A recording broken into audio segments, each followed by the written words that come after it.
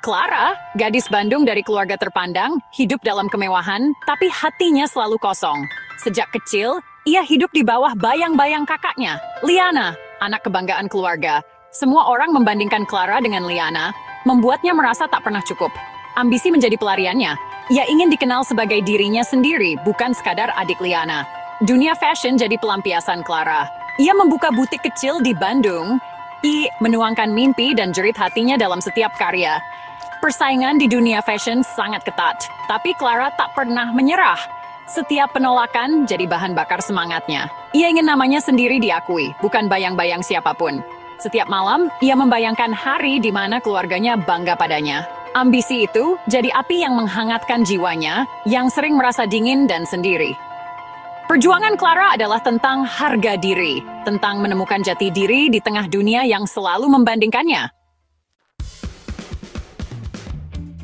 Di tengah perjuangan, Clara bertemu Arman di pameran seni, seorang pebisnis muda yang berbeda dari pria lain. Arman memuji karya Clara, melihatnya sebagai individu, bukan bayang-bayang keluarga. Percakapan mereka mengalir, membuat Clara merasa dihargai dan dilihat. Hubungan mereka berkembang cepat. Arman jadi pendukung setia dan pelanggan pertama butik Clara. Cinta tumbuh dan Arman melamar Clara dalam suasana romantis. Clara menerima lamaran itu, yakin masa depannya cerah bersama Arman. Pernikahan mereka mewah, jadi buah bibir di Jakarta dan Bandung. Awalnya, hidup terasa seperti dongeng. Namun, di balik kemewahan itu, ada sisi gelap Arman yang belum Clara ketahui. Pernikahan ini jadi awal babak baru, penuh konflik dan air mata. Setelah menikah, Arman berubah. Ia ingin Clara berhenti bekerja dan hanya jadi istri rumah tangga. Clara merasa terkurung dalam sangkar emas. Konflik memuncak saat Clara mendapat tawaran tampil di Jakarta Fashion Week, tapi Arman melarang. Pertengkaran hebat pun terjadi. Rumah mereka dipenuhi keheningan dan amarah. Kehadiran anak mereka Bintang tak mampu memperbaiki keadaan.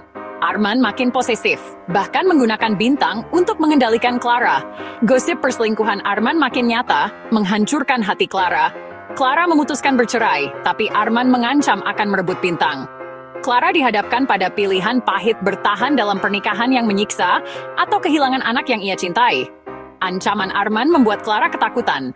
Ia terjebak di persimpangan berbahaya. Badai rumah tangga ini menguji segalanya. Perceraian berubah jadi pertarungan sengit. Arman memutarbalikkan fakta, menuduh Clara ibu yang buruk. Butik Clara dijadikan senjata untuk melawannya.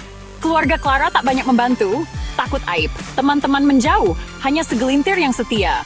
Clara terisolasi, lelah, dan takut kehilangan Bintang. Arman mempersulit pertemuan Clara dengan anaknya, bahkan meracuni pikiran Bintang. Clara menahan air mata di depan putranya, berjuang sendirian. Perjuangan ini bukan lagi soal ambisi, tapi cinta seorang ibu. Clara mulai mengumpulkan bukti perselingkuhan Arman, mencari saksi. Ia tak mau menyerah demi Bintang. Dari gadis naif, Clara berubah jadi pejuang tangguh. Cinta untuk anaknya jadi sumber kekuatan.